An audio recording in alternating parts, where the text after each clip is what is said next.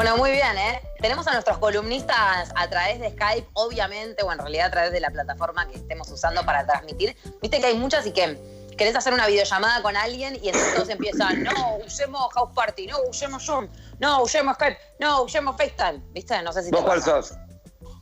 A mí, yo soy, viste, siempre que me copo en todas. Cualquiera. Yo también. Me da lo mismo, qué sé yo, tengo todas, me da igual. Me da igual. Same. Pero te están por matar, ¿cuál elegís? Skype. Ok, me gustó. No sé si es la mejor, pero no sé, la que más conozco hoy en día. También tengo Hangout. Zoom no tengo todavía. Ah, ¿no? Está buena para hacer clases. En fin, vamos a darle la bienvenida a Imanol Subiela Salvo, nuestro columnista de literatura, un buen momento y más que nunca en cuarentena, ¿no? Hola, ¿cómo ¿Qué onda, andan guachín? todos? ¿Todo bien? ¿Todo bien?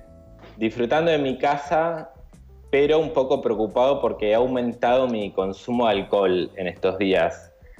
Pero bueno. Bien. No te ya culpes. No es momento No. para culparte, boludo. Bueno, gracias. Me hace sentir mejor ahora. Me hace sentir Sí, mejor. boludo, ya fue. Bueno, hoy preparé unas cositas a raíz del 24, que fue ayer. Y como fue el primer día que no tuvimos marcha, me parecía que estaba bueno como manejar un toque más con ese tema. Entonces armé como una pequeña selección de cosas que estuvieron prohibidas durante la dictadura. Y mientras juntaba el material pensaba cómo hacer para contar cosas violentas sin ser violento. Cómo producir A ver algo... de qué se trata.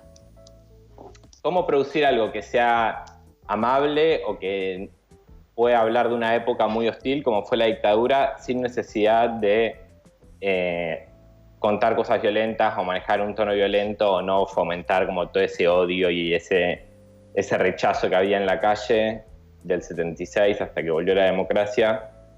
Y lo primero que quería mencionar es este librito que se llama El beso de la mujer araña, de Manuel Puig, que es... Uy, perdón que se me subió mi gato.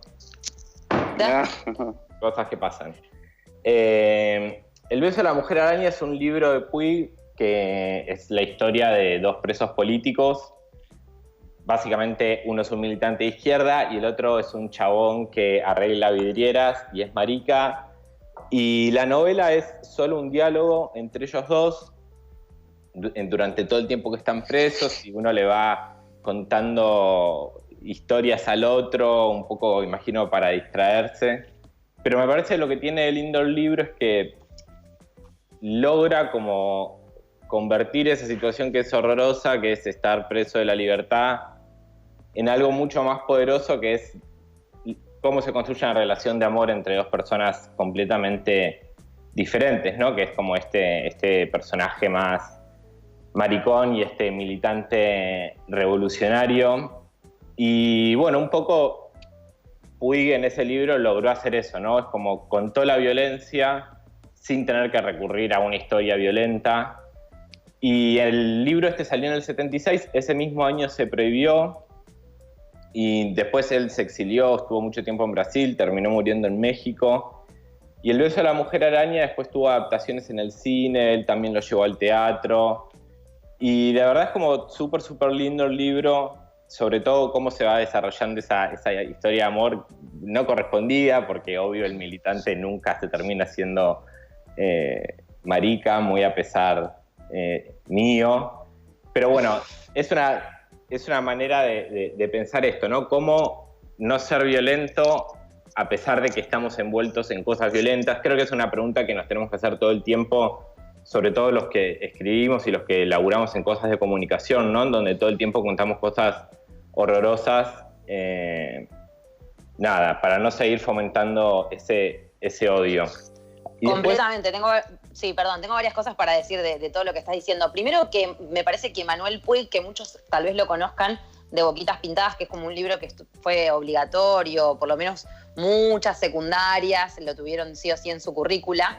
Y me parece que Manuel Puig tiene como una habilidad para narrar situaciones de una manera muy distinta a todos los demás. A mí me quedó muy marcado en Boquitas Pintadas, por ejemplo, cuando él está en un tren, cuando el personaje principal está en un tren y ve por la ventana todo lo que hay en el tren, y cuando vos lo lees es como millones de párrafos que son pura coma o palabras seguidas que dicen tipo, no sé, viste, una estación de servicio, una casa de costura, el lugar de mi tía Marita donde me encontré, la plaza de los amigos, y no sé cómo hacer para recrear lo que él hace en el libro, pero él lo que va haciendo es mostrarte el paisaje que puedes ver adentro de un tren y te lleva a leer en una velocidad que vos sentís que estás literalmente adentro de ese medio de transporte recorriendo y mirando un paisaje. Eso es como una habilidad muy grosa de los escritores. Seguramente también esta columna termine evolucionando en empezar a hablar de aquellos artistas que logran también como de alguna manera entrar en los vacíos disponibles, que eran muy pocos para la época de la dictadura, y para poder empezar a decir lo que piensan. Me voy un poco a la música, Charlie y los dinosaurios, una canción que ocurre en dictadura, se escribe en dictadura, habla de la dictadura, pero no puede prohibirse, porque logra de alguna manera, y también obviamente por quien la realiza la canción, ir esquivando y encontrándole los recovecos a la dictadura precisamente. Y pienso también en esto que decís de la violencia, no sé si ustedes lo ven, pero yo veo como una violencia muy fuerte en redes sociales. No sé, ponele, hace un rato una chica me dijo algo por lo que estábamos haciendo de las heladeras. La verdad me lo dijo re mal, viste, en Twitter. Me lo puso con re mala onda. Siento que hay como mucha hostilidad en redes. Yo entiendo, es preferible que me putes a mí, que no me conocés, que putes a tu vieja con la que estás en cuarentena. Te recontrabanco, la verdad que prefiero recibir yo el insulto. Pero es muy difícil también manejarnos en estos entornos que estamos viviendo, que ya son complicados y que no se comparan con lo que pudo haber sido una dictadura.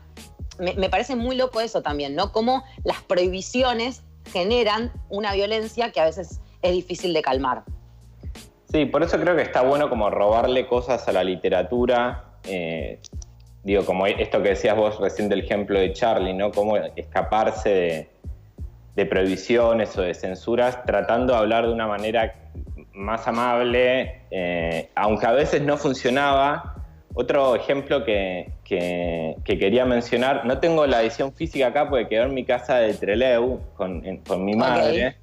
Es un libro para niños que es de mis favoritos, que se llama Un elefante ocupa mucho espacio, de una escritora que se llama Elsa Bornemann. Es un libro pero precioso, precioso, precioso, precioso.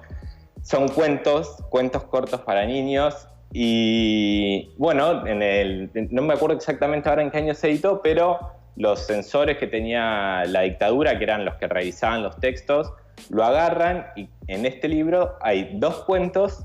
Uno es sobre un circo y los animales que hacen una revolución en contra del cirquero, diciéndole como, che, ni ganas de laburar para vos, esto es una mierda, me estás re explotando, chau. Y el otro cuento es un tipo que como no tenía un mango, Gaspar, decide vender manteles y lo hace caminando sobre las manos. Entonces se engancha la valija con los manteles en el pie, sale a la calle vendiendo manteles caminando con las manos. Y nada, eran por supuesto sí había una referencia a ser libre y a cierta cosa medio revolucionaria en el cuento de los animales, pero era un libro para niños. Y completamente. Elsa Bornemann, de... gran contadora de cuentos, y también, bueno, María Elena Walsh, me hiciste acordar directo también con el tema del elefante a Dylan Kifke, pero también, no sé, en el país de no me acuerdo, doy 3 pasitos y me pierdo, etcétera, etcétera, etcétera, ¿no? Qué mujeres revolucionarias. No, era increíble porque además metían como mensajes muy, muy hermosos en textos que eran infantiles, ¿no? Sin tener que referirse de manera explícita a lo que estaba sucediendo en la calle, que era tremendo. Y en el acta de prohibición de Un elefante ocupa mucho espacio, el decreto que firmó la presidencia, que se publicaron hace poco, todos esos decretos, decía, el libro tiene una posición que agravia la moral, a la familia, al ser humano y a la sociedad. Son cuentos destinados al público infantil y tienen la finalidad de adoctrinamiento que resulta preparatoria a la tarea de capacitación ideológica para el accionar subversivo. Y es como, che, están hablando de ser feliz, ni idea, de ser libre. De rebelarse. Claro, pero de una manera no bélica, ¿no? Entonces, digo, no es que estaban diciendo Che, ahí pueden ver, para los que nos están haciendo en YouTube, está el acta con el sello que ponían arriba, y después salía todo el mundo a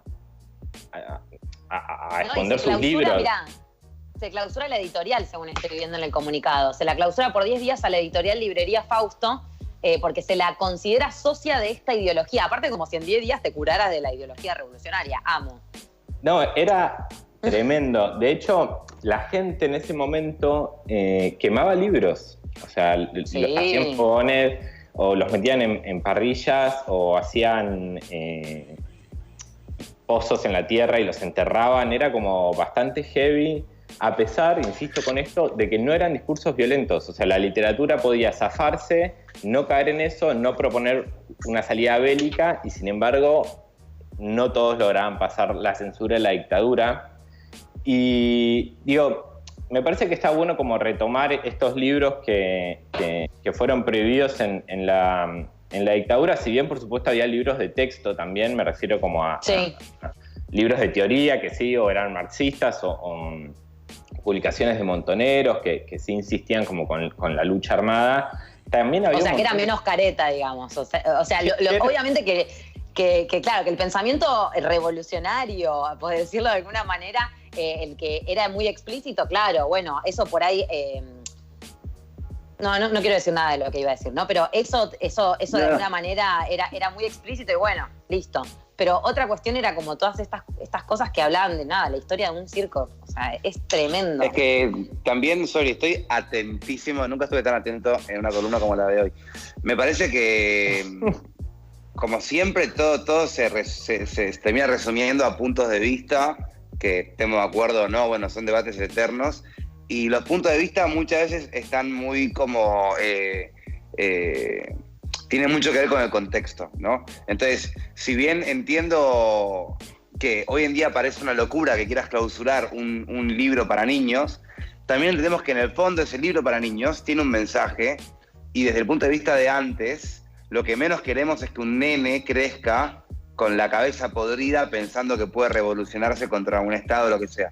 Llevándolo a hoy en día, si bien el Estado no se mete de esta manera como pasaba antes, hay muchos libritos para nenes que tienen adentro a la ESI de maneras súper lúdicas y de maneras para nenes, y hay muchas personas adultas que le parece que es horrible que un nene de, 5 años lea un libro de un chico trans y una chica trans que se ponen de novios y lo que sea.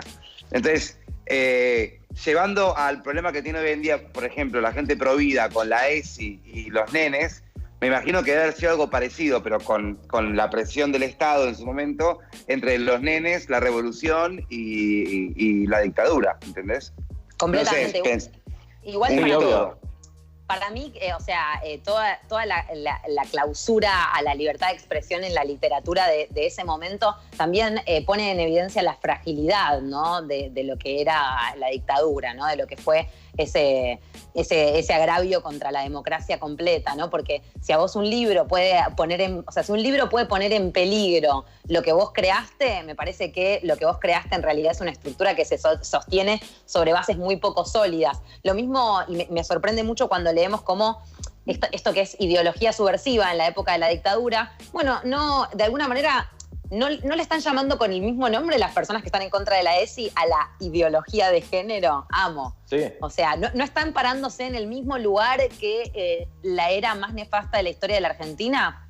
Tal vez. Sí, hay como cierta continuidad en eso. Y el último ejemplo que les quería contar era, que para mí es como lo más de lo más, y es como posta el amor vence al odio, es una carta que le escribe Rodolfo Walsh a su hija el día que la matan. La hija de Rodolfo Walsh era de Montoneros, de hecho era parte de la que laburaba en la comunicación de Montoneros, y un poco siguiendo con esto de cómo contar la violencia sin ser violento, les leo una partecita de la carta como para cerrar, y dice así: querida Vicky, la noticia de tu muerte me llegó hoy a las 3 de la tarde.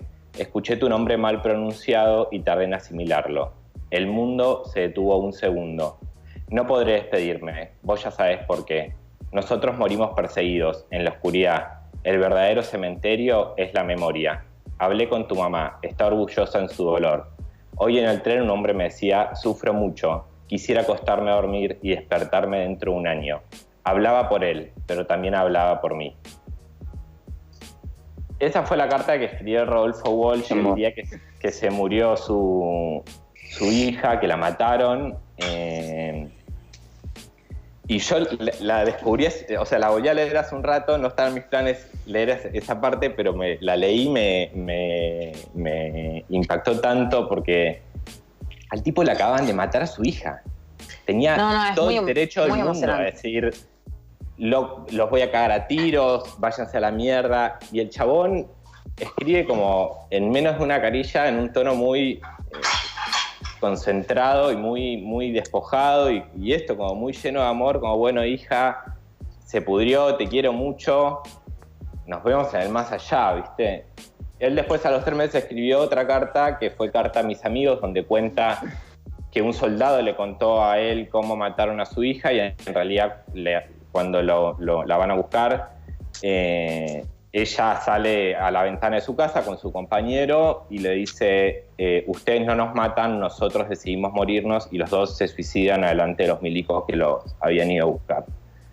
Es tremenda. Toda la literatura de Walsh se prohibió durante la dictadura, a él lo matan después de que publica la carta abierta a la Junta Militar, que se publica el 24 de marzo del 77, y al día siguiente, el 25, lo matan en la calle y se llevan el cuerpo, y es uno de los 30.000 desaparecidos.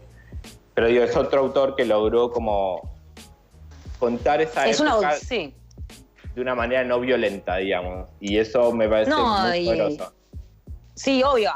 O sea, creo que esa también fue una manera no violenta. También encontró otras maneras de mostrar la violencia como en carne cruda. No me acuerdo cómo se llama el libro de Walsh, el libro de Walsh, el que no sé qué, el pelotón de fusilamiento, el que empieza así. Operación Masacre, pero es anterior. Gracias. Es sobre un caso de la dictadura de Lanuse. De la dictadura anterior, ¿no? Pero Rodolfo Walsh me parece que encuentra como siempre las palabras para ilustrar situaciones. Y por ahí si hay alguien que nos está escuchando, no sé ahora cómo estará la vida de la secundaria, pero cuando yo estaba en la secundaria, leer a Rodolfo Walsh era como algo muy interesante para empezar a aproximarse en los horrores que puede tener una dictadura. Así que por ahí lo tienen en su casa ese libro y le pueden dar una ojeada. En general, ese libro siempre viene con la carta a las juntas militares, está detrás del libro.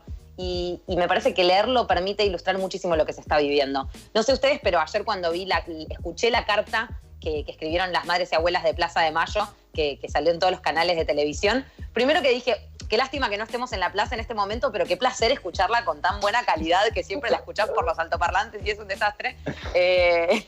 Y también así, terminé muy angustiada, como también escuchando un poco la carta esta que lees de Walsh. Bueno, eso fue todo lo que traje para este día de cuarentena, y quería cerrar con un tema de una banda que me gusta mucho, que se llama 1915. El tema es El Enemigo y incluye el audio de las madres cuando piden por sus hijos en el 78. Así que, me encanta lo que propones. Pará, no te despidas. Santi, ¿algo para cerrar quieres decir, que te vi como queriendo hablar o no? Ay, sí, que hablaría hasta las 10 de la noche sobre esto. No, que me parece muy loco, de vuelta, repasando un poco esto que decías vos de la información y de cómo podés armar tipo todo un golpe de Estado y todo un montón de cosas, y que al mismo tiempo todo eso puede estar amenazado por un libro, o por un autor, o por un poema. Primero que, si pensás en Corea del Norte, es eso. O sea, cuando invaden Corea del Norte le tiran pendrives, ¿entendés? Con información. Yo creo que, bueno, en Generación Perdida lo vimos, lo que más te preguntan si vas a Corea del Norte, si lográs ir, es por la Biblia. Es lo más prohibido que puede entrar en Corea del Norte. Entonces, me parece que en Argentina tuvimos una época que estaban las mismas reglas, pero hoy en día, cuando hablamos de la memoria, como pasó ayer, son libros que los podés conseguir y que sin embargo hay gente que no los lee, que no los conoce, y entonces por tanto no conecta con eso, ¿no? Como yo tuve una educación donde no recibí mucha información sobre la dictadura, ya eso te habla de algo, ¿no? Entonces vas creciendo, vas conociendo. El otro día terminé, hace un tiempo ya, ¿no? Terminé de leer la entrevista a Videla, que también es tremenda, porque te hace entender cómo del otro lado hay un chabón que no termina de admitir un carajo, ¿viste? como estamos todos equivocados menos él en un punto. Y ayer viendo historias de Paulina Cocina, que Paulina es socióloga, entonces habló mucho del 24 y de cómo se construye un genocidio. Muy interesante cómo es la forma de la construcción. Este tipo de literaturas creo que es lo que construye que no se repita. Es de las cosas que pueden construir que no se vuelva a repetir. De hecho, le preguntaban a Paulina, ¿se está gestando otro genocidio hoy en día sin que nos demos cuenta? Y ella dijo, no, tranquilos que hoy no se está gestando algo como fue en el pasado porque tenemos justamente la memoria y los autores y los libros y las canciones y los poemas que nos salvan de no volver a caer en el mismo error que es odiar a alguien porque creemos que es menos que nosotros. Corazón para ti. Completamente. Bueno, a Imanol lo encuentran como @malaseñal en redes sociales y siempre es un placer escucharte, leerte también en todos los medios en los que trabajas. Y ahora sí, Ima, puedes presentar tu canción. La canción es El Enemigo de 1915 y que la traje porque incluye el audio de las madres pidiendo por sus hijos y por sus nietos en el 78.